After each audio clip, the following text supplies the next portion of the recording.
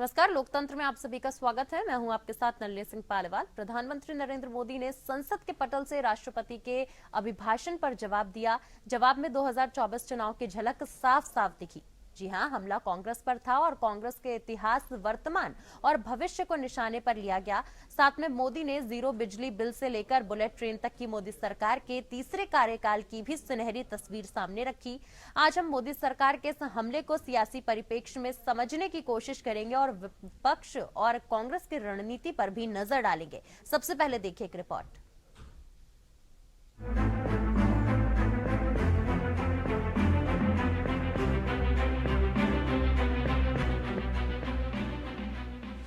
प्रधानमंत्री नरेंद्र मोदी ने संसद के पटल से राष्ट्रपति के अभिभाषण पर जवाब देते हुए चुनावी बोल बोले।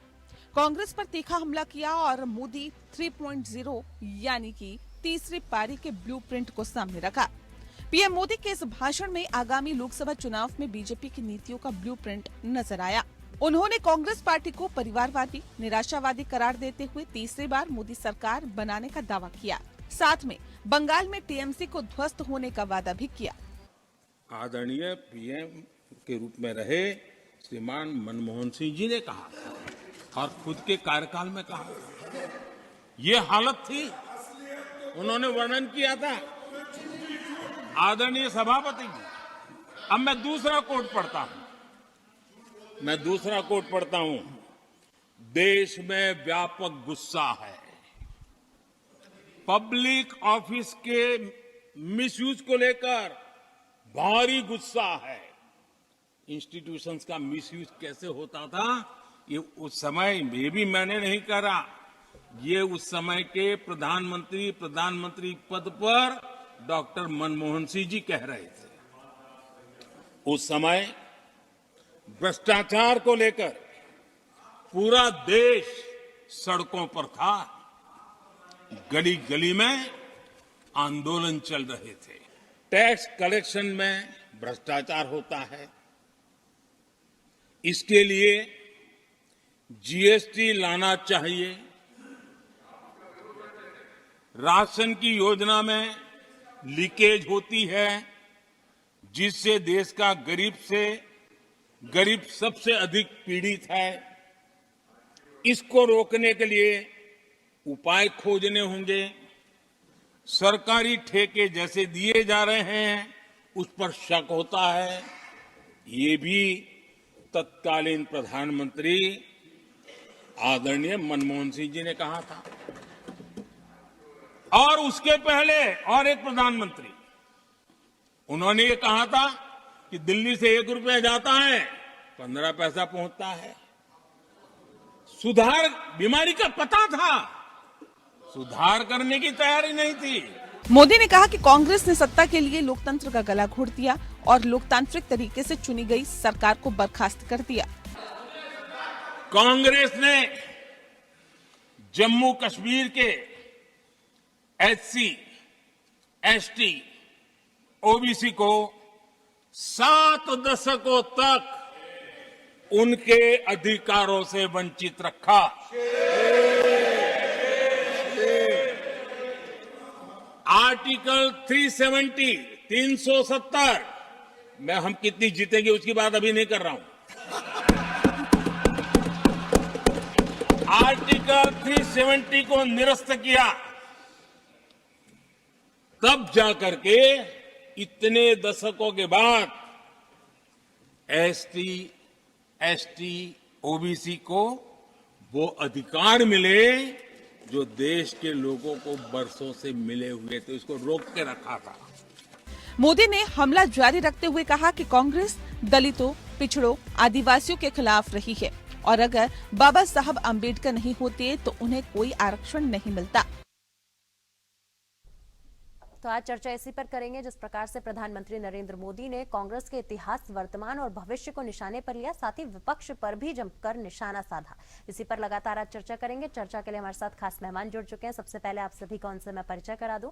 हमारे साथ बीजेपी प्रवक्ता अश्विनी शाही, टीएमसी प्रवक्ता सुमित मेहरोत्रा, कांग्रेस प्रवक्ता शीशपाल सिंह और आम आदमी प्रवक्ता मीनाक्षी शर्मा, आप सभी का बहुत बहुत स्वागत है। अश्विनी शाही जी, सबसे पहले मैं आपका ही रुख करना चाहूंगी। देखिए, पीएम के संबोधन के क्या मायने निकाले जाएं? आज जिस प्रकार से प्रधानमंत्री नरेंद्र मोदी ने अपना संबोधन दिया और विपक्ष पर जमकर निशाना साधा और खास तौर पर कांग्रेस पर जमकर निशाना साधा, इसके क्या कुछ मायने निकाले जाएं? नलिनी जी, माननीय प्रधानमंत्री जी ने आज धन्यवाद प्रस्ताव पर जो भाषण दिया, उसमें एक तरह से अपने सरकार का जो 10 साल की उपलब्धि थी उसको प्रस्तुत किया और पिछली सरकारों से एक तुलनात्मक विश्लेषण प्रस्तुत किया कि पिछली सरकारों में क्या था और इस सरकार में क्या है।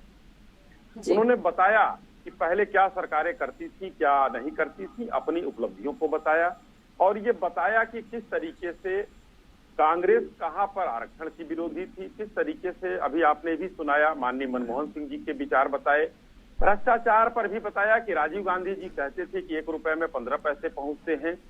आज उन सब चीजों से देश निजात पा चुका है। आज डीबीटी के माध्यम से 1 रुपए का 1 रुपए पहुंचता है। आज सिंचाई की व्यवस्था बेहतर है।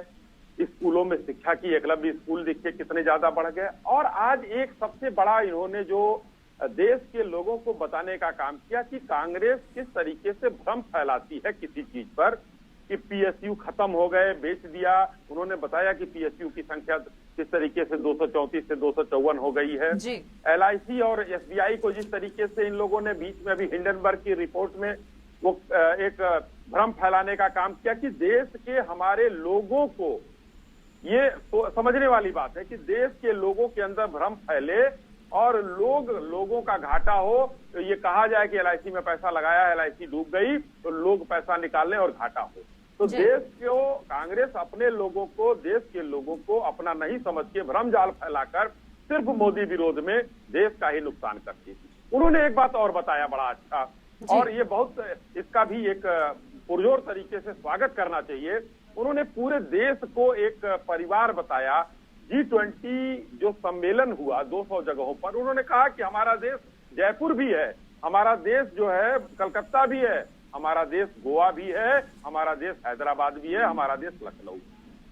तो ये बताने का काम किया उन्होंने। 80% राज्यों का योगदान कहा कि हम लोग सब लोग मिलकर काम कर रहे हैं और बहुत शानदार काम कर रहे हैं। उन्होंने पूरे देश को एक परिवार की बात बराबर तौला।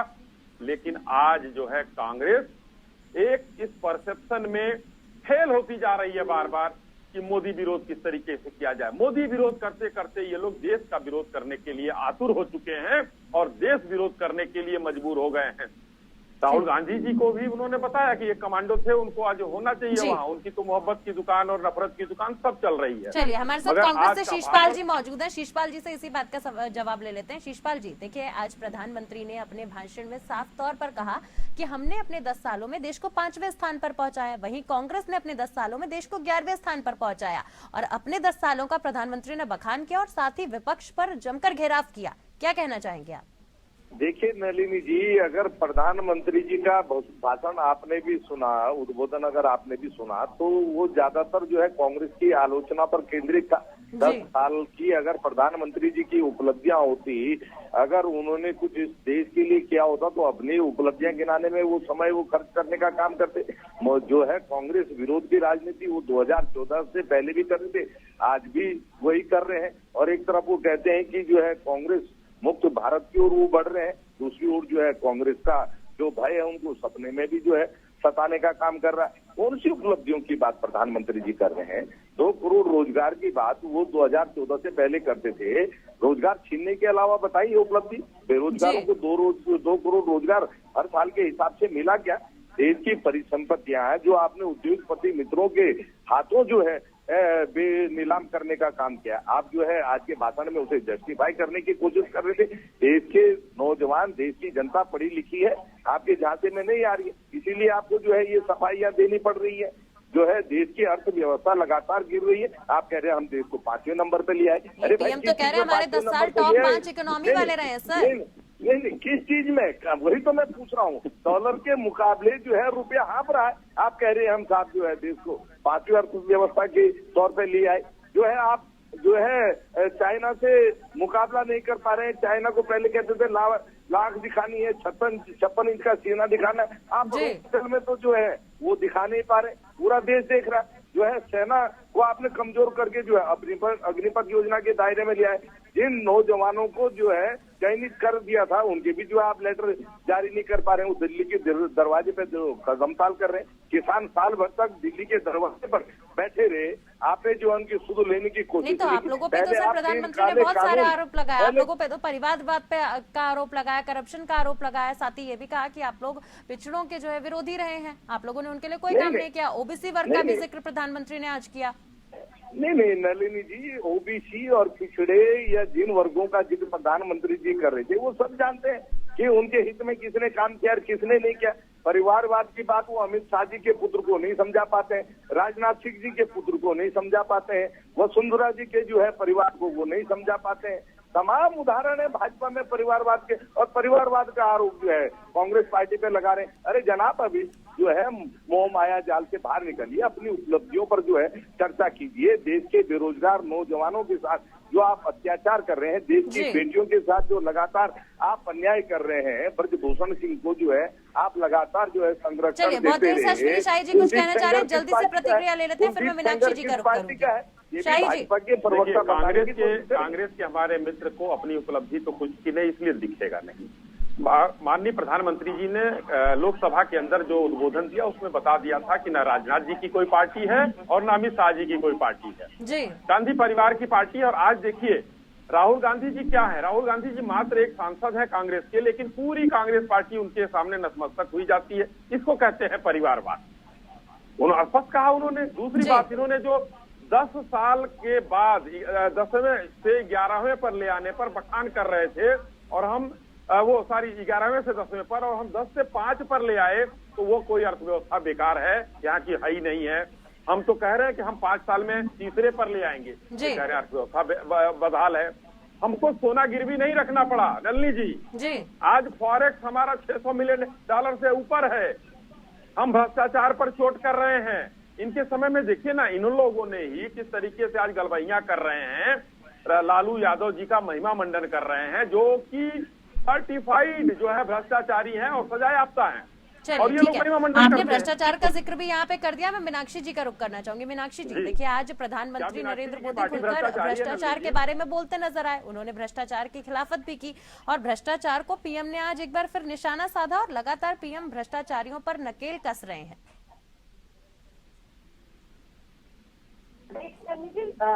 प्रधानमंत्री जी बहुत अच्छा लगता है, लेकिन वो ये नहीं जानते कि सिर्फ भाषण से देश नहीं चलेगा और देश की स्थिति नहीं सुधरेगी, और वो अपनी उपलब्धियां भी नहीं गई। बात करें महंगाई की, बात करें बेरोजगारी की, बात करें महिला सुरक्षा की, बात करें वो मणिपुर पे हो रहे हैं जो जिससे दंगे हो रहे हैं उनके ऊपर बात करें, वो सैनिकों के ऊपर जिस मिलते हैं उनके ऊपर बात करें, हमारे शहीद शहादत दे रहे हैं उनकी सुरक्षा की बात करें, किसानों की बात करें कि उनकी स्थिति में सुधार लाया जा सके।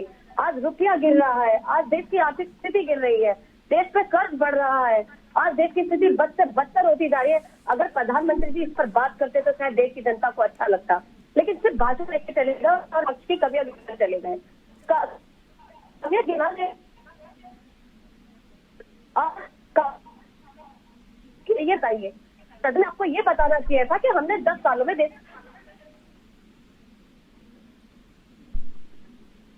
चलिए मीनाक्षी जी, आपकी ऑडियो हम तक नहीं पहुंच पा रही है। मैं दोबारा आपसे संपर्क साधने की कोशिश करूंगी, क्योंकि आपकी आवाज हम तक नहीं पहुंच पा रही है सही तरीके से। बहरहाल हमारे साथ टीएमसी से सुमित जी भी बने हो। सुमित जी, आप लोग गठबंधन करते हैं, एक तरफ ममता बनर्जी बयान देती हैं कि कांग्रेस 40 पार भी नहीं कर पाएगी, तो किस प्रकार का ये गठबंधन है? एक तरफ लगातार बीजेपी भी आप लोगों का घेराव कर रही है, और आपस में आप लोग खुद भी एक दूसरे का घेराव कर रहे हैं। गठबंधन कहाँ टिक पाएगा सर? देखिए, गठबंधन तो रहेगा। भाजपा चाहती यही है किसी भी तरीके से इंडिया अलायंस का गठबंधन टूटे, चाहे सीबीआई के द्वारा तोड़े, चाहे हम किसी भी नेता को धमकाएं, चाहे कुछ करें, तोड़ना है हमें, तोड़ने के लिए। क्योंकि अगर इंडिया अलायंस एक होकर के लड़ गया, मजबूती से लड़ गया, तो भाजपा की शायद हो सकता है हमारे माननीय मोदी जी जो संसद में खड़े होकर के भाषण देते हैं कि हम तो 400 सीटें लाएंगे, तो वो भी आना शायद मुश्किल पर, क्योंकि बड़ी बड़ी बातें कर रहे हैं हमारे देश के प्रधानमंत्री जी। कभी देश के प्रधानमंत्री जी को ये दिखाई नहीं पड़ता है, बेरोजगारी दिखाई नहीं पड़ती है, उसके ऊपर कोई बात नहीं करेंगे। लेकिन सुमित जी, चौतरफा बीजेपी 15 आप लाख लोगों आने। को घेर रही है, आप लोगों का प्लान क्या है? आप लोगों की तो आपसी में ही नहीं सहमति बन पा रही है ना सर। वो तो करप्शन की बात कर रही है, तमाम मुद्दों को उठा रही है, उनके गेम प्लान तो बिल्कुल, पटल पर बिल्कुल, नजर आ रहे हैं। नलिनी जी बिल्कुल करप्शन की बात कर रहे हैं, बहुत अच्छी बात है, करनी चाहिए। अरे भाई करप्शन भाइयों को जो आपने अपनी शरण में रखा हुआ है, पहले उनके ऊपर तो करिए कुछ। उनका क्या करेंगे? असम के मुख्यमंत्री का क्या करेंगे? उनके ऊपर क्यों नहीं अभी कुछ हुआ? सीबीआईडी कहाँ है? ये भाजपा के अंदर जब कोई आ जाता है वॉशिंग मशीन के अंदर, पता नहीं ऐसा कौन सा पाउडर है कि जैसे ही जब कोई आ जाता है उसमें वॉशिंग मशीन में वो धुल जाता है, उसके ऊपर कोई सीबीआईडी कोई कुछ नहीं रहती है। करप्शन आप तो करप्शन के राजा हैं, आप अपने यहाँ से चालू करिए ना खत्म। क्यों नहीं करते हैं कि आप दिखा दीजिए जनता को भी कि हाँ देखिए चाहे वो भाजपा में आगे कर, अगर आरोपी है तो उसे हम बख्शेंगे नहीं, सीबीआईडी से जेल में डालेगी। करिए उसे, डालिए तो बड़ा अच्छा लगेगा हमें। जी चलिए, मैं मीनाक्षी जी का पर रुख ऐसा करना चाहूंगी करेंगे नहीं, क्योंकि पर ऐसा ये करना नहीं नलिनी जी, इन्हें जी। ऐसा करना नहीं है। इसके आगे केवल विपक्ष के नेता जितने भी हैं उन्हें उठाकर इसे अंदर डालने की बात हो रही है, पर सर, ज्यादा दिन बचे नहीं मुद्दा है। वही है ना, अगर भ्रष्टाचार नहीं किया है, भ्रष्टाचारी नहीं है, तो आखिर ईडी से इतना डर क्यों? किस बात का डर? जाइए पूछताछ में सम्मिलित होइए, जवाब दीजिए। लेकिन आप लोग तो वहां तक भी नहीं पहुंचते ना, चाहे बंगाल की बात हो, चाहे आम आदमी पार्टी की बात हो। बहरहाल हमारे साथ मीनाक्षी जी एक बार फिर जुड़ी हुई हैं और उनकी आवाज हम तक पहुंच पा रही है। मीनाक्षी जी, आपकी बात अधूरी रह गई थी, मैं चाहूंगी आप अपनी बात पूरी करें। बिल्कुल नलिनी जी, मैं बात कर रही थी कि आज हमारे प्रधानमंत्री जी ने भाषण बहुत अच्छा दिया और हमारे प्रधानमंत्री जी भाषण बहुत अच्छा देते हैं, लेकिन देश भाषण सिर्फ नहीं चलता है। देश में आपको काम करना पड़ता है सरकारों को। आज जो केंद्र में सरकार है बीजेपी की, वो हर सब्जेक्ट में फैल रही है, चाहे वो महंगाई हो, चाहे बेरोजगारी हो, चाहे वो कानून व्यवस्था हो, चाहे महिला सुरक्षा हो, चाहे किसानों की स्थिति हो, चाहे जवानों की स्थिति हो। आज जवानों की इतनी शहादत हो रही है, आज अंतर्राष्ट्रीय कर्ज बढ़ता जा रहा है, देश की आर्थिक स्थिति खराब होती चली जा रही है। आप ये देखिए, आप दलितों के सम्मान की बात कर रहे थे कि हम दलितों का सम्मान करते हैं। आप सोचिए, जो हमारी प्रथम नागरिक है, हमारे राष्ट्रपति है द्रौपदी मुर्मू, उनको संसद के उद्घाटन में नहीं बुलाया जाता है। आप सोचिए, उनको राम मंदिर के उद्घाटन में नहीं बुलाया जाता है, तो आप क्या दलितों के सम्मान की बात करते हैं? आप जब हमारे राष्ट्रपति को नहीं बुला सकते उद्घाटन में, तो क्या सम्मान की बात करते हैं दलितों का? आप कोई दलितों का सम्मान नहीं करते, ना आप महिलाओं का सम्मान करते हैं। ये सिर्फ और सिर्फ कोरे भाषण है। आपसे जब मणिपुर के ऊपर पूछा जाता है तो आप चुप हो जाते हैं, जब महिला सुरक्षा पे बात की जाती है तो चुप हो जाते हैं। आज जितने भी गंभीर समस्या है देश के अंदर, जब उनकी बात की जाती है आप चुप हो जाते हैं। आज महंगाई इतनी बढ़ गई है, और रही बस वादों की, तो इनके तो वादे और इनकी गारंटी हमेशा झूठी साबित हुई है। चाहे वो 15 लाख की गारंटी हो, चाहे वो काले धन की गारंटी हो, चाहे वो महिला सुरक्षा की गारंटी हो, या कोई सी भी गारंटी हो। मीनाक्षी जी, प्रधानमंत्री ने कहा कि ये मोदी की गारंटी है, और मोदी की गारंटी मतलब गारंटी की गारंटी। प्रधानमंत्री खुलकर ये कहते रहे हमेशा से। मोदी जी की तो गारंटी की गारंटी नहीं है, क्योंकि अभी रिसेंट एग्जांपल ले लीजिए, राजस्थान ने 450 के सिलेंडर का वादा किया था जी, जनता ने पूरा साथ भी दिया, जिता भी दिया, और उसके बाद राजस्थान की जनता को धोखा दे दिया, तो हमने कहा ही नहीं था। ठीक है, अश्विनी शाही जी का रुख कर लेते हैं। अश्विनी शाही जी, प्रतिक्रिया दीजिए जल्दी से। ये देखिए, केंद्र सरकार ने कहीं नहीं कहा था ये लोग भ्रम फैलाने का, यही बात माननीय प्रधानमंत्री जी कह रहे थे कि किस तरीके से भ्रम फैलाया जाता है, उस भ्रम की बात किया था इन्होंने। मीनाक्षी जी, अब आप थोड़ा शांत होकर सुन लीजिए, झूठ बोल रहे हैं आप थोड़ा सा शांत चलिए होकर मीनाक्षी जी, मैं आपको भी मौका दूंगी प्रतिक्रिया ले नहीं, ये लेते क्या हैं, सुन लेते हैं तरीका क्या है कह भाई? रहे हैं बच्चों की कसम खाकर जो है, और शीला दीक्षित जी को समर्थन देने वाले पार्टी की आप सदस्य हैं, थोड़ा सा धैर्य रखिए, थोड़ा धैर्य रखिए मीनाक्षी जी, थोड़ा धैर्य रखिए। आपने अभी रिसेंटली वापस ले लिया, आपने नहीं, मर जाएंगे, मगर वो नीतीश जी को वापस नहीं लेंगे। बच्चों की आपने कसम नीतीश खाए जी को थे मिला लिया कि अपने बच्चों उसमें। की कसम खा रहे हैं कि हम अब शीला दीक्षित जी को भ्रष्टाचारी समर्थन नहीं भ्रष्टाचारी देंगे। भ्रष्टाचारी अब बच्चों से आपके प्यारा पास राजनीति हो गया है, कोई बच्चों की कसम ऐसे नहीं खाता है, तो वो किसी को बलि चढ़ा सकते हैं, चाहे बच्चा हो, बीबी हो, मीनाक्षी जी हो या संजय सिंह हो, सबकी बलि चढ़ा सकते हैं, ऐसे देवता हैं वो। मैं बात दूसरी का विषयांतर हो जाएगा जी। ये लोग भ्रम फैलाते हैं। केंद्र सरकार ने कभी नहीं कहा था, राज्य सरकार ने कहा था, राज्य सरकार का काम है, राज्य सरकार अपना देगा, 450 का दे रहा, 500 का दे रहा, 600 का दे रहा। ये केंद्र सरकार ने कहीं नहीं कहा था, न किसी हमारे उसमें था। हमारे राज्य सरकार के घोषणा पत्र में अगर रहा होगा तो हम वह राज्य सरकार करेगी। ये केंद्र सरकार का स्पष्टीकरण आया है जो आप लोग मिक्स करके बता रहे हैं। अरे क्यों चिल्ला रही हैं, क्यों चीख रही हैं भाई? थोड़ा बोल लेने दीजिए हमको भी, चीखिए मत, गला सूख जाएगा, पानी पीजिए थोड़ा। इस तरीके से चीखेंगे आप लोग तो इस तरीके से आप लोगों का वो संजय सिंह का शराब घोटाला और मनीष सिसोदिया का शराब घोटाला नहीं बदल जाएगा, वो जेल में ही रहेंगे। वो सारे भ्रष्टाचारी हैं, अभी अरविंद केजरीवाल जी भी गिरफ्तार होंगे, चिंता मत कीजिए। ये सारे भ्रष्टाचारी जेल जाएंगे। आप चलिए लोग थोड़ा शाही जी, विचारांतर मत करिए। भ्रष्टाचार और भ्रष्टाचारियों का जिक्र आप यहाँ पर कर रहे हैं शाही जी। देखिए तमाम जो मैं अभी विपक्ष है वो बीजेपी पर भी भ्रष्टाचारी होने का आरोप लगाता रहता है। विपक्ष खुलकर हमेशा से ये कहता है कि कोई भी भ्रष्टाचारी अगर बीजेपी में चला जाता है तो उसका भ्रष्टाचार मुक्त हो जाता है। इस पर क्या कहिएगा आप? नलिनी जी, एकदम मैं आपका सवाल अच्छा, मैं ये चाहूंगा हम 4 लोग हैं, कोई किसी के बीच में न बोले तो सबकी आवाज जाएगी और अच्छे से जाएगी, सबके पास समय। चलिए ठीक है, मैं सभी से गुजारिश करूंगी एक एक करके सबका पक्ष सुन लेते हैं। मैं ये कहता हूँ, चलिए ठीक है, आज जब कांग्रेस यूपीए की सरकार थी तब से मैं थोड़ा सा फिर से पीछे ले चलना चाहता हूँ। लालू प्रसाद यादव जी कन्विक्टेड होते हैं किसके उसमें, यूपीए की सरकार ने मुकदमा कायम किया, चाहे जितने, मैं आप उसी समय से बता दीजिए कि भारतीय जनता पार्टी के किसी नेता पर मुकदमा कायम हुआ हो। लालू जी की चारा चोरी का कौन करता है? यूपीए की सरकार में वो मुख्यमंत्री थे, समर्थन दे रहे थे उस समय लालू प्रसाद यादव। फिर चिल्लाना शुरू कर दी, अब क्यों फिर? चलिए ठीक है मीनाक्षी जी सुन लेते हैं, ऐसे बहस नहीं हो पाएगी, प्रतिक्रिया लूंगी जी। ऐसे बहस नहीं हो पाएगी मीनाक्षी ठीक है अश्विनी जी जल्दी से, क्योंकि बाकी लोग भी हैं। तो उस समय से आज तक, उस समय भारतीय जनता पार्टी विरोध में थी नलिनी जी। कोई अगर एक मुकदमा दर्ज किया हो इन लोगों ने बता दें।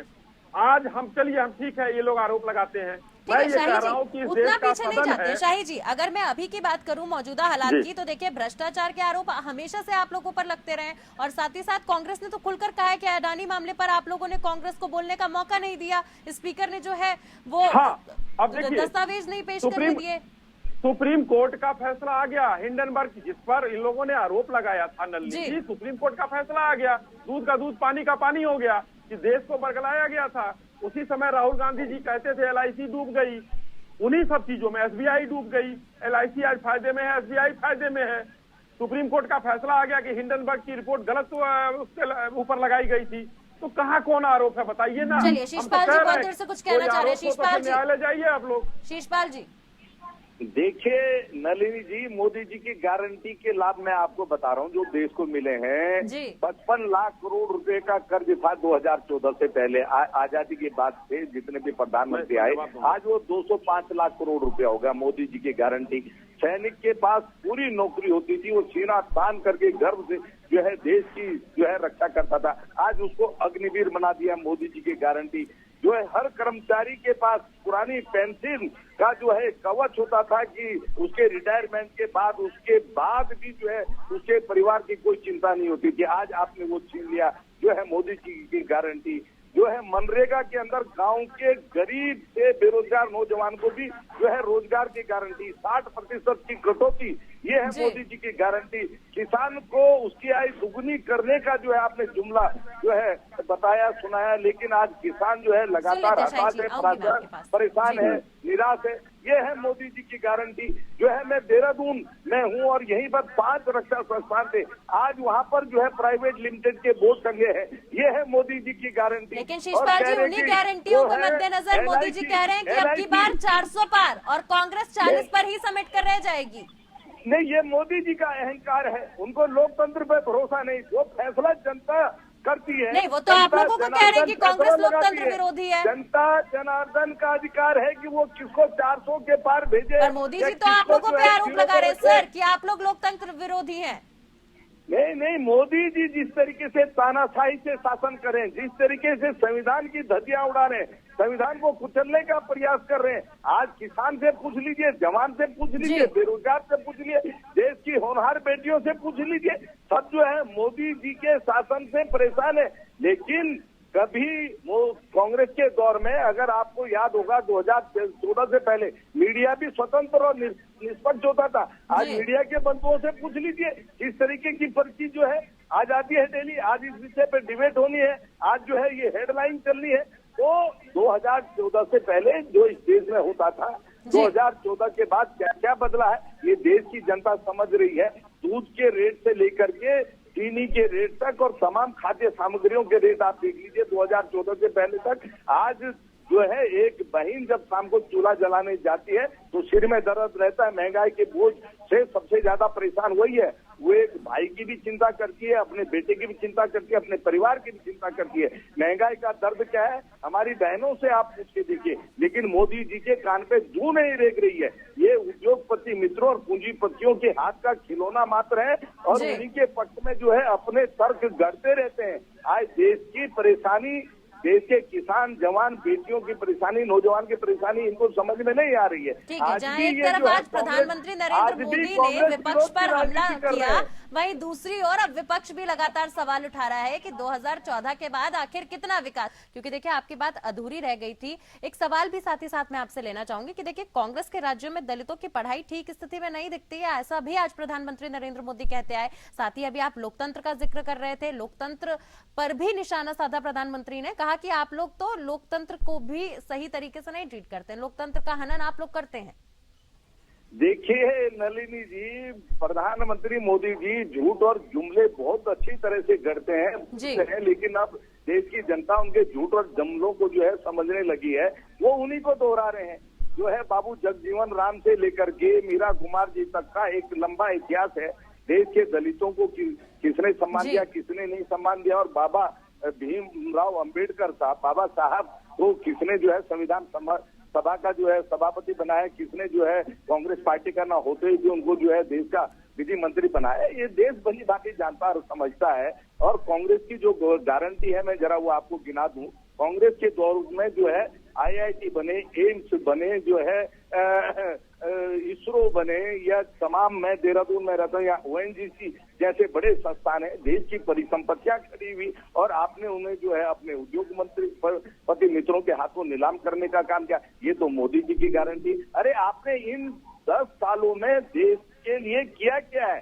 कौन से नए संस्थान आपने खड़े किए? कौन से जो है फोर्सेस को आपने मजबूत करने का काम किया? आप ये बता नहीं पा रहे हैं। जो है किसान को तो आप समझा नहीं पा रहे, जवान को आप जो है समझा नहीं पा रहे हैं। जो है आप इवेंट मैनेजमेंट के बल पर भले ही जो है अपनी चुनावी वैतरणी अभी तक पार करते रहे हो, लेकिन देश की जनता, देश का नौजवान इस बार आपको जो है सबक सिखाने का काम करेगा। आप कह रहे हैं कि जो है राहुल गांधी जी पर आप टिप्पणी कर रहे थे। राहुल गांधी जी ने भारत जोड़ो यात्रा के माध्यम से, भारत जोड़ो न्याय यात्रा के माध्यम से जिस तरीके से देश की जनता ने लोकतंत्र के प्रति एक विश्वास व्यक्त किया है, जब हताशा और निराशा का माहौल है, इस समय कोटि कोटि नौजवान, महिला, किसान, जवान उन पर विश्वास व्यक्त कर रहे हैं।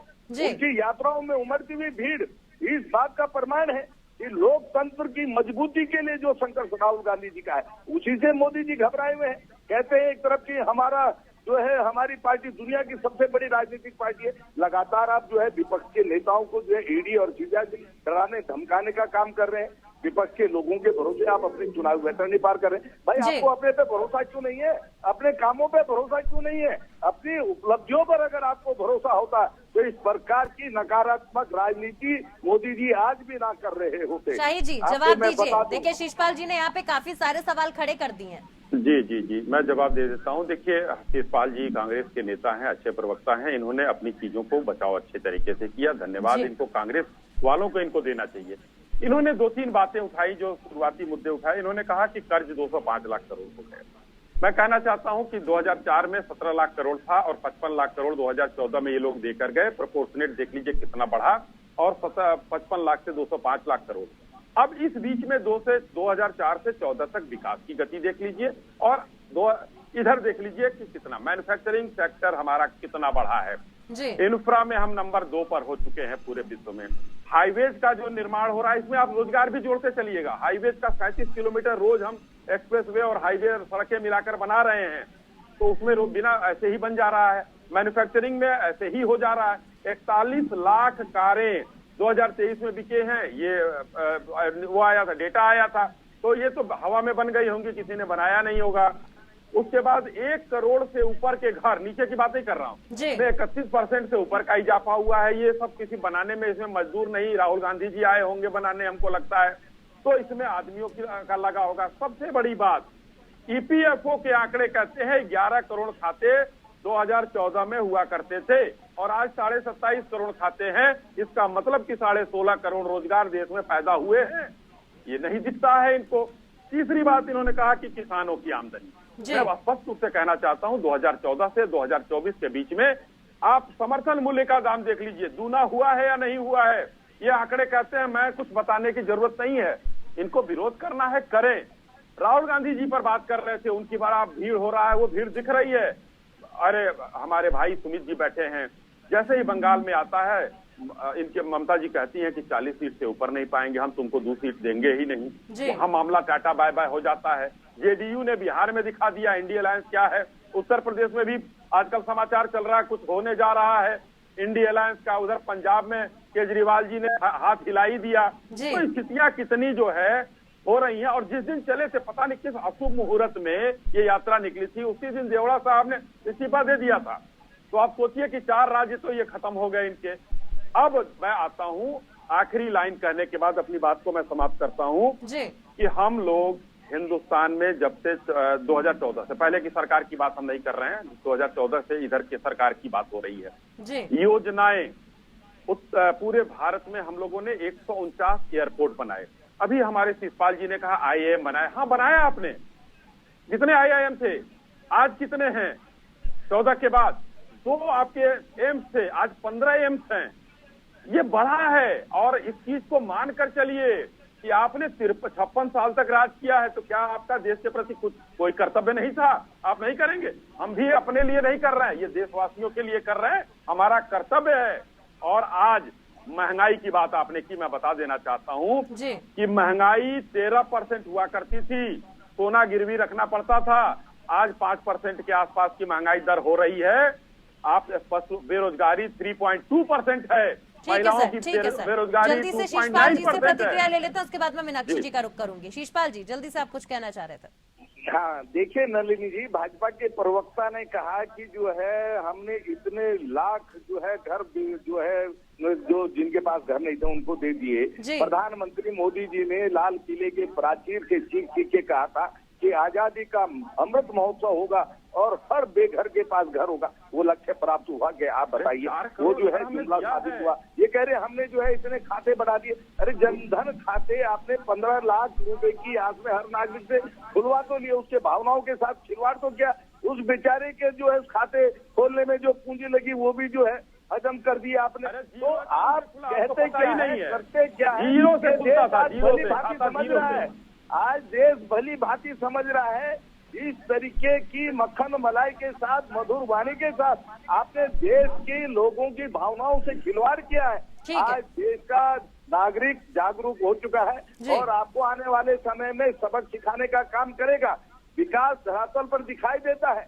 बताइए तो सही, कहाँ पर इंफ्रास्ट्रक्चर आपने खड़ा किया है? वो तो कह रहे हैं कि प्रधानमंत्री तो लगातार कह रहे हैं कि भारत को विकसित बनाने का काम कर रहे हैं, आप लोगों ने कुछ भी नहीं किया। माननीय प्रधानमंत्री जी ने आप लोगों को याद दिलाया, उसके बाद भी नहीं दिख रहा है कुछ। वहाँ पर जो है पशु चर रहे थे, कुछ दिखना चाहिए, शिषपाल जी, कुछ दिखना चाहिए। वाले लोग हैं कांग्रेसी, इसीलिए यहाँ से हटाए गए हैं जनता के द्वारा। इनको कुछ दिखता नहीं था, ना कुछ करते थे। झूठ से विकास और हम तो कह रहे हैं कि हमको किसी की सिंपैथी पर 400 सीट नहीं आएगी। अपनी मेहनत पर हम 400 पार करेंगे। शिषपाल जी, आप पे तो प्रधानमंत्री मोदी ने ये भी आरोप लगाया कि आप लोग लोकतंत्र की धज्जियां उड़ाते हैं और दलित अल्पसंख्यकों की अनदेखी करते हैं। आप लोग अनदेखी के आरोप भी लगाए हैं।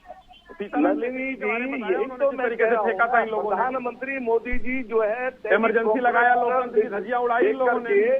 जो रटी रटाई स्क्रिप्ट है उसमें भाषण तो दे देते हैं, लेकिन इसने दलितों की, अल्पसंख्यकों की, SC ST OBC आदिवासी की उपेक्षा की है। आज आप आदिवासी क्षेत्रों में जाइए, SC ST OBC की भाइयों से आप पूछ लीजिए, लगातार जो है सरकार की तानाशाही से, जुमलेबाजी से, उन पर हो रहे अत्याचारों से वो परेशान है। आपने जो है बेरोजगारों के रोजगार छीनने का काम किया, हमारे SC ST OBC भाइयों को जो है लगातार परेशान करने का काम किया। और कौन आपके विरोध में आज सड़कों पर नहीं है? चलिए ठीक है, मैं मीनाक्षी जी का रुख करना चाहूंगी। मीनाक्षी जी, जुटा पाते हो। ठीक है सर, मैंने आप लोगों को मौका दिया, मैं मीनाक्षी जी का रुख करना चाहूंगी। मीनाक्षी जी, देखिए बीजेपी लगातार 400 पार का नारा दे रही है और बीजेपी उसके लिए काम भी करती नजर आ रही है। नीतीश कुमार भी उनके सहयोग में अब आ गए हैं। साथ ही साथ अगर बात की जाए तो शिंदे गुट को भी हरी झंडी मिल गई और साथ ही साथ आज अजीत पवार को भी हरी झंडी मिल गई। लेकिन आप लोगों की तैयारी पटल पर नजर नहीं आ रही है। आप लोग की तो भितरघात जग जाहिर हो चुकी है। इंडी गठबंधन कहाँ टिकेगा जाके? देखिए नलिनी जी, मोदी जी की गारंटी यानी जुमलों की गारंटी आज देश की जनता समझ चुकी है। देखिए, जिस काले धन के ऊपर मोदी जी ने पिछले बार सरकार बनाई थी और जिस लिस्ट को लिए वो घूमते थे कि स्विस बैंक में इतना काला धन है, आज उसका नाम कहाँ है? वो लिस्ट है कहाँ? 10 साल में वो लिस्ट गायब हो गई। कहा था सबके खातों में 15-15 लाख रुपए आएंगे, 1 रुपया नहीं आया, बल्कि लोगों की महंगाई की मिल गई उसके बंदे। लेकिन देखिए प्रधानमंत्री कह रहे हैं कि भ्रष्टाचार पर नकेल कस रहे हैं, वो देश को विकसित बना रहे हैं, देश 5वें स्थान पर पहुंच गया है। नल्ली जी, सबसे ज्यादा भ्रष्टाचारी तो बीजेपी के अंदर है। जो भ्रष्टाचारी भ्रष्टाचार करते हैं उनको ये अपनी वॉशिंग मशीन में धो के उनको साफ सुथरा बना देते हैं, चाहे वो शुभेंदु अधिकारी हो, चाहे हेमंत बिश्व शर्मा हो, चाहे अभी अजीत पवार हो, छगन भुजबल हो। जितनी ईडी सीबीआई की इंक्वायरीज है जो इनके पास शामिल हो जाता है, उनकी सारी इंक्वायरी बंद हो जाती है, वो साफ हो जाते हैं और बाकी जितना भी विपक्ष है वो सारा भ्रष्टाचारी हो जाता है इनके लिए। जबकि आज अगर आम आदमी पार्टी की बात करें तो आज तक 1 रुपए का भ्रष्टाचार साबित नहीं कर पाए। आरोप लगाना साबित करना दोनों में फर्क है। लेकिन आप कह रही हैं कि भ्रष्टाचार साबित नहीं कर पाए। ईडी 5 बार अरविंद केजरीवाल को समन भेज चुकी है। अगर वाकई वो भ्रष्टाचारी नहीं है तो जाकर जवाब दे ईडी को, पूछताछ में शामिल हो। आखिर किस चीज का डर आम आदमी पार्टी और अरविंद केजरीवाल को सता रहा है? देखिए, ना अरविंद केजरीवाल जी को डर सता रहा है, ना ही आम आदमी पार्टी के किसी कार्यकर्ता या किसी नेता को डर सताता है। आज हम भ्रष्टाचार के खिलाफ खड़े हुए हैं और पूरी ईमानदारी के साथ खड़े हुए हैं।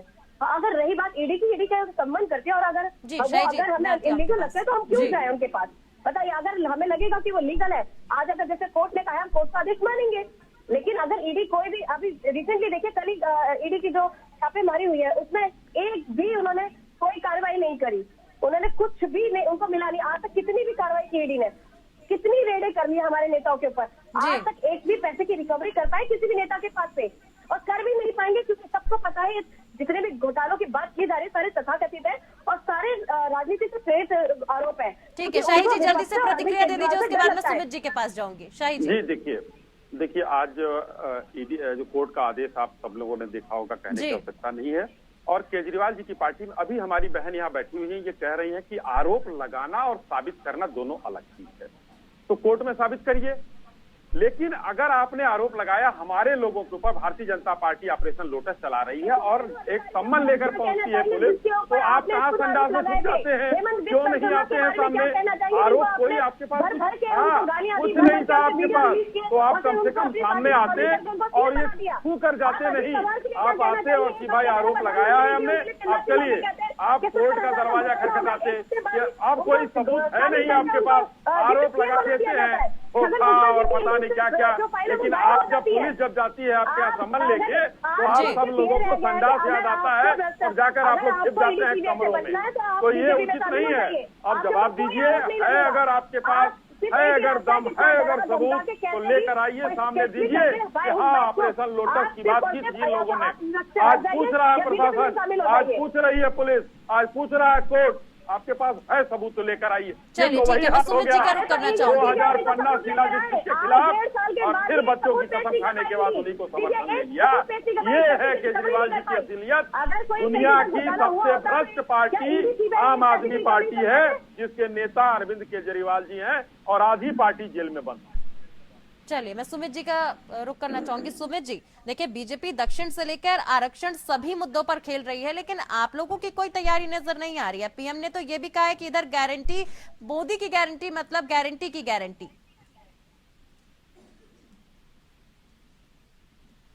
सुमित जी, क्या आप तक मेरी आवाज पहुंच रही है?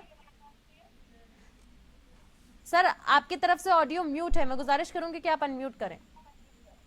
नंदी जी, देखिए हमारे माननीय मोदी जी बहुत बड़ी बड़ी बातें करते हैं, बहुत अच्छी बातें करनी चाहिए। भ्रष्टाचारियों को ढंग से जेल में क्यों नहीं डालते हैं?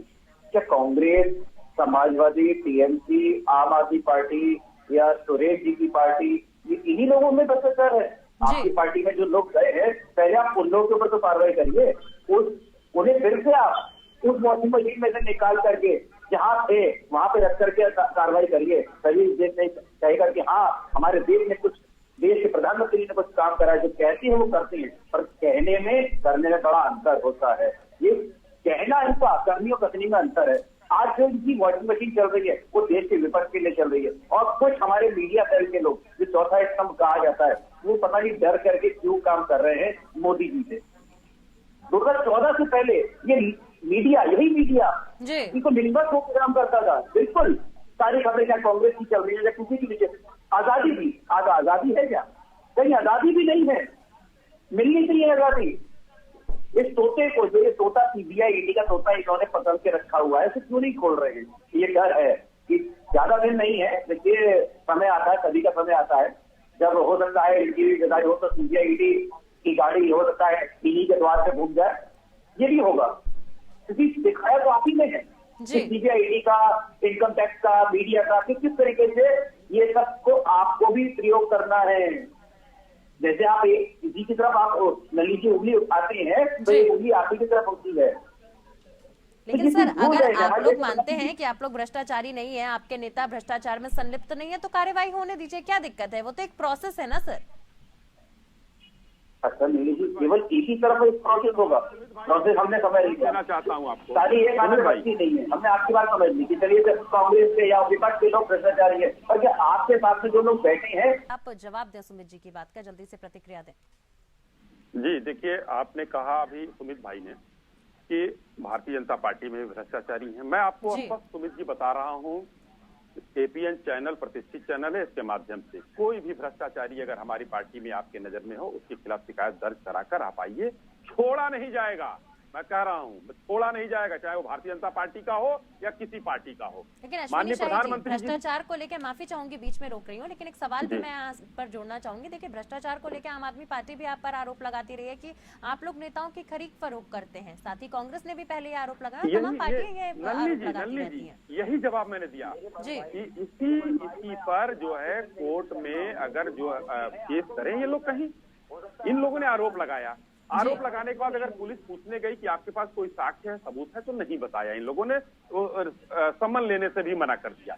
अब देखिए, ईडी सम्मन दे रही थी लगातार, तो अब 5 सम्मन के बाद नहीं आया, कोर्ट गई, 17 तारीख को ईडी ने कह दिया, तो अब 17 तारीख को जाएंगे। हम ये कह रहे हैं कि मैं दावा कर रहा हूँ, चैलेंज कर रहा हूँ कि भारतीय जनता पार्टी का कोई भी नेता, कोई भी पदाधिकारी, कोई भी मंत्री कहीं भ्रष्टाचार में लिप्त हो, आप लोग शिकायत करिए, कोर्ट तो खुला है, कोर्ट पर तो भरोसा करिए, न्यायालय पर तो भरोसा करिए, संविधान पर तो भरोसा करिए, मत करिए हमारे ऊपर भरोसा, आप करिए, कोई भी अगर होगा छोड़ा नहीं जाएगा। कल माननीय प्रधानमंत्री जी ने लोकसभा के अंदर स्पष्ट रूप से इस बात को कहा है कि भ्रष्टाचार का कोई भी आरोपी होगा हम छोड़ने वाले नहीं। चलिए, शीशपाल जी बहुत देर से कुछ कहना चाह रहे हैं, मैं शीशपाल जी का रुख करूंगी, उसके बाद मीनाक्षी जी मैं आपसे जवाब दूंगी। नलिनी जी, भाजपा के प्रवक्ता कह रहे हैं कि अगर कोई भ्रष्टाचारी है तो आप उसकी शिकायत कीजिए, कोई भी नहीं छोड़ा जाएगा। अरे ये तो प्रधानमंत्री मोदी जी से पूछ लेते भाजपा के प्रवक्ता, वो जो मंचों से चीख के कहते थे कि 70,000 करोड़ रुपए के आरोपी चक्की पीछिंग नहीं छोड़े जाएंगे, नहीं बख्शे जाएंगे। जांच बंद हो गई, भाजपा की शरण में, भाजपा की शरण में पहुंच जाते हैं, उप मुख्यमंत्री बन जाते हैं, उनके भ्रष्टाचारी मित्र जो है मंत्री बन जाते हैं। हेमंत बिस्वा शर्मा के खिलाफ इनकी ईडी और सीबीआई पे तमाम सबूत हुआ करते थे, आज वो इनके मुख्यमंत्री के तौर पर जो है बड़े जो है ईमानदारी के पुतले बने हुए हैं। उनसे ड्राई क्लीन मशीन में जो है ये भ्रष्टाचारियों को धो धागे निकालते हैं, यही क्या कारोबारियों आज आपको पता है क्या है नरेंद्र मोदी जी के पास 2014 से पहले। अरे भाई, वो लिस्ट आज कहाँ गायब हो गई? उस लिस्ट को बताइए ना, फाइल अलमारी गायब हो गई, कैसे गायब हो गई? भ्रष्टाचारियों को जेल भेजिए, बंगाल में करा दीजिए, जिस बैंकों में काला धन है उसे देश में भाइए, और वो काला धन को अब ये बता दें कि नारंगी रंग का हो गया है, कराइए, नहीं रहा। भ्रष्टाचार के खिलाफ ईमानदारी और प्रतिबद्धता आज देश इन पर विश्वास करने के लिए तैयार नहीं है, भले चालबाजी और नहीं है, बस आरोप लगाओ। शीशपाल जी, एक और सवाल मैं इसी बीच आपसे लेना चाहूंगी कि देखिए सर्वे, शीशपाल जी, ये तानाशाही का हिसाब इनको देना पड़ेगा एक न एक दिन। ठीक है, चलिए इसी बीच मैं एक और सवाल आपसे लेना चाहूंगी कि सर्वे और 50% आरक्षण हटाने की बात कर रहे हैं राहुल, लेकिन पहले इसी पर पूर्व प्रधानमंत्री जवाहरलाल नेहरू की खिलाफत वाला पत्र का आज प्रधानमंत्री नरेंद्र मोदी ने हवाला दिया है, उस पर क्या कहिएगा? देखिए नलिनी जी, जवाहरलाल नेहरू जी जिन परिस्थितियों में इस देश के प्रधानमंत्री बने, उस दौर के अंदर इस देश के अंदर एक सुई भी नहीं बनती थी, पगडंडी से ये देश सफर करता था, बैलगाड़ी से, वहाँ से निकाल करके प्रधानमंत्री बने थे, दुनिया की महाशक्ति बनाने का काम, मजबूरी में प्रधानमंत्री बने, गरीब से गरीब व्यक्ति को सफल बनाने का काम मिले और कैसे बन गया प्रधानमंत्री बने के साथ खत्म नहीं हो रहा। राहुल गांधी जी ओबीसी की बात करते हैं, आदिवासी की बात करते हैं, एसटी की बात करते हैं, गरीब की बात करते हैं, तो इनके जो है पेट में मरोड़ होती है और ना जाने कहां से नए जुमले और झूठ को निकाल के लाते हैं। लेकिन अब इनके झूठ और जुमले का नलिनी जी अब दौर समाप्त हो रहा है और जी। निश्चित तौर पर अरे भाई, ममता जी कह रहे हैं 40 सीट, हम तो कह रहे हैं 24 में 24, हिसाब होगा। 24 और में राहुल 24, गांधी जी बस। जो बात कांग्रेस कहते खत्म। हैं निश्चित तौर पर तथ्यों के साथ कहते हैं, जो देश की जरूरत है, जो देश की मांग है, उसके हिसाब से बोलते हैं। वो नरेंद्र मोदी जी से हजम नहीं होती है, तो उसमें मैं क्या करूं, आप बताइए ना। ठीक है, बहुत देर से मीनाक्षी जी कुछ कहना चाह रही हैं, मैं मीनाक्षी जी का रुख करना चाहूंगी। मीनाक्षी जी का जवाब वही देंगे। चलिए, शीशपाल जी मैंने आपको मौका दिया, मीनाक्षी जी। देखिए, जब कोई भी बीजेपी के प्रवक्ता भ्रष्टाचार पे बात करते हैं तो ऐसा लगता है जैसे वो वाला हिसाब हो जाता है कि 100 चूहे खाकर बिल्ली हज को चली। खुद भ्रष्टाचारियों को की भरमार कर रखी है, पूरी पार्टी भ्रष्टाचारियों से भरी पड़ी है और भ्रष्टाचार पर बात करते हैं। देखिए, अभी जिन पे ये आरोप लगाते हैं, ये कह रहे हैं इन्हें बताइए, ये जिनको खुद आरोप लगाते हैं उनको शामिल कर लेते हैं और फिर वो पाक साफ हो जाते हैं। चाहे कोई भी हो, खुद प्रधानमंत्री तो एक बहुत बड़ा पद है। जब वो अपने भाषण में कहते हैं कि एक हफ्ता पहले ही कि अजीत पवार जी ने 70,000 करोड़ का घोटाला किया, तो आप समझो, और एक हफ्ते बाद जब पार्टी में आ जाते हैं तो उनके भ्रष्टाचार तो खत्म हो ही जाते हैं, साथ में डिप्टी सीएम का पद तक दे दिया जाता है। तो ये इनका तो यह है कि आप भ्रष्टाचार जितना मर्जी कीजिए, बस बीजेपी में आ जाइए, फिर आपके सारे भ्रष्टाचार माफ है। आप सिर्फ हमारी वॉशिंग मशीन में हम आपको साफ सुथरा कर देंगे, आप जितना मर्जी भ्रष्टाचार कर लीजिए, बस आपको एक बार बीजेपी में शामिल होना है। आप जितने मर्जी भ्रष्टाचार कीजिए, इनको भ्रष्टाचार से कोई लेना देना नहीं है। इन्हें सिर्फ और सिर्फ लोकतंत्र की हत्या करनी है, संविधान की हत्या करनी है और विपक्ष को खत्म करना है इस समय। और मैं वोट करने की बात कर रहे थे, मोदी जी कहते हैं कि 400 के पार, तो 400 के पार जाएंगे कैसे? उन्हें वोट करेगा कौन? आज सारे वर्ग परेशान है। आज देखिए कि आज महंगाई से पूरा देश परेशान है, पूरा गरीब तबका परेशान है। आज बेरोजगारी की वजह से युवा परेशान है, सारा व्यापारी वर्ग परेशान है आज के टाइम में। आपके सैनिक परेशान है, आपके किसान परेशान है, आपका दलित परेशान है, हर वर्ग परेशान है। भ्रष्टाचारी पार्टी परेशान है, कोई नहीं तो परेशान। ये किसके भरोसे बैठे हैं बताइए? लेकिन जनता तो, कौन वोट करेगा? मोदी जी तो कह रहे हैं जनता को मोदी की गारंटी पे भरोसा है, इसीलिए मोदी को पसंद कर रही है जनता। मोदी जी तो इस टाइम घमंड के साथ में आसमान पर है। जिस तरीके से कांग्रेस का घमंड नहीं रहा, इनका भी घमंड नहीं रहेगा। जनता जनार्दन है, जनता सब कुछ समझती है। जब वो अपना फैसला सुनाती है, कांग्रेस का ही घेराव कर दिया मैम आपने अपनी बातों में। कांग्रेस के साथ एक तरफ आप गठबंधन में, और यहाँ आप कह रही हैं कि जिस प्रकार से कांग्रेस का घमंड नहीं रहा, उस प्रकार से बीजेपी का भी घमंड नहीं रहेगा। इसी भितरघात की तो मैं बात कर रही हूँ कि जहाँ एक तरफ आप लोग बीजेपी के खिलाफ एक गठबंधन बनाते हैं, वहीं एक तरफ आप लोग लड़ते झगड़ते नजर आते हैं, तो किस पर भरोसा करे जनता? सुनिए, एक समय था जब कांग्रेस को भी लगता था कि हमें कोई हटा नहीं सकता, मैंने यही कहा कि इस देश में जनता जनार्दन है और जनता बहुत समझदार है। और आज 10 साल के अंदर जो देश की जनता है, उन्होंने मोदी जी पे बहुत भरोसा किया था, लेकिन मोदी जी ने उनके सारे भरोसे तोड़ दिए। उन्होंने जितने की सप्ते निकले, जितनी गारंटी थी, सारी कोई गारंटी नहीं पूरी करी उन्होंने। तो आज देश की, और जितना आज देश महंगाई से जूझ रहा है, बेरोजगारी से जूझ रहा है, आज जितनी समस्या है देश के अंदर, आज कौन उन्हें वोट करेगा बताइए मुझे? एक आम आदमी तो वोट करने वाला है नहीं। हाँ, अगर उन्हें ईवीएम का भरोसा तो बात अलग है। ठीक है, शीशपाल जी भी कुछ कहना चाहते हैं। शीशपाल जी देखिए नलिनी जी, मोदी जी आज ओबीसी, आदिवासी, दलित की बात कर रहे हैं। सबसे पहले तो बताएं ना, देश की महामहिम राष्ट्रपति हैं, उनको आपने जो है नए संसद भवन का उद्घाटन करने क्यों नहीं दिया? राम मंदिर की प्राण प्रतिष्ठा में जो है आने का मौका क्यों नहीं दिया? क्यों उनका आपने अपमान किया? किस मुंह से आप जो है बेटियों की बात, दलित और आदिवासी ओबीसी की बात कर रहे हैं? उत्तराखंड में ये यूसीसी चिल्ला रहे हैं। 2 साल लगे उनको उस ड्राफ्ट में बनाने में, और 91% हिंदू आबादी वाला राज्य है हमारा प्रदेश, और यही आपने जो है आदिवासियों को जो है उसमें बाहर रखने का काम किया। आप क्या आदिवासी बेटियों की भलाई नहीं चाहते हैं? आप उनका उत्थान नहीं चाहते हैं? ये कहते क्या है, करते क्या है, ये किसी की समझ में नहीं आता है। तो ये जो है चुनावी वैतरणी पार लगाने के लिए ध्रुवीकरण की राजनीति के सहारे ही जो है और उसी प्रकार की ये बात कर रहे हैं। इनके विजन में अगर गरीब होता, अगर इनके विजन में दलित, आदिवासी होते, ओबीसी होते, तो अब तक 10 सालों से आप भैया किस बिल में छुपे बैठे थे? अब तक आपने उनके उत्थान और कल्याण के लिए क्या काम किया? जरा ये सबका साथ सबका विकास का नारा दिया है सर, सभी को साथ लेके चलने की बात करते हैं मोदी जी। अरे सबका 25 करोड़ लोग जो है गरीबी रेखा से ऊपर आए हैं। इन लोगों को समझ में नहीं आता है क्या करेंगे ये लोग। चश्मा इसीलिए जनता इनको नहीं समझ रही है, क्योंकि ये लोग जनता के खिलाफ बोलते हैं, जनता के खिलाफ करते हैं। चलिए जल्दी से 10 सेकंड में मीनाक्षी जी जल्दी से। नहीं ये कर पा रहे, और सबका साथ और सबका विकास की देखिए, बात कर रहे अभी ये बात कर रहे थे गरीबी रेखा की। आज देश के अंदर हर इंसान जो गरीब है, इतनी महंगाई हो चुकी है कि अपने घर का राशन तक पूरा नहीं कर पा रहा है। आज देश के अंदर बेरोजगारी इतनी बढ़ गई है कि आज युवा बेरोजगार है, महिलाओं के पास सुरक्षा नहीं है। और ये बात करते हैं, और ये बात कर रहे थे अभी 15 एम्स की। आप इनसे पूछिए मुझे आधे एम्स के नाम ही गिना दें। आप एम्स की बात कर रहे थे ना, मैं चैलेंज करती हूँ दिल्ली में आप सुरक्षित हैं। आप इस बात को मानिए, यहाँ पर बैठ के क्योंकि अभी हमारे 30 साल जी बैठे हैं, अभी की सरकार थी राजस्थान में, महिलाएं वहाँ कितनी असुरक्षित थी, कितने बलात्कार होते थे। एनसीआरबी के आंकड़े देखिए, तो थोड़ा सा उधर भी दिमाग दौड़ाइए।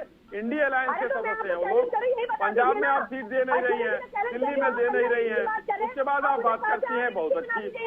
अरे भाई, अब अरविंद केजरीवाल जी को भ्रष्टाचार से बचाइए, अपनी पार्टी को भ्रष्टाचार से बचाइए। आपकी पार्टी आधे से ऊपर जेल में बंद है, और केजरीवाल जी भी जाने वाले हैं मिलने, केजरीवाल जी भी जा रहे हैं मिलने उन लोगों से। चलिए ठीक है, माफी चाहूंगी, वक्त का अभाव है। आप सभी का बहुत बहुत धन्यवाद हमारे साथ जुड़ने के लिए और इतनी अहम चर्चा हमारे साथ करने के लिए। बहरहाल देखना बेहद दिलचस्प होगा कि वाकई बीजेपी इस बार 400 पार या कांग्रेस सिर्फ 40 पर अटकती है। फिलहाल के लिए लोकतंत्र में मेरे साथ बस इतना ही। नमस्कार।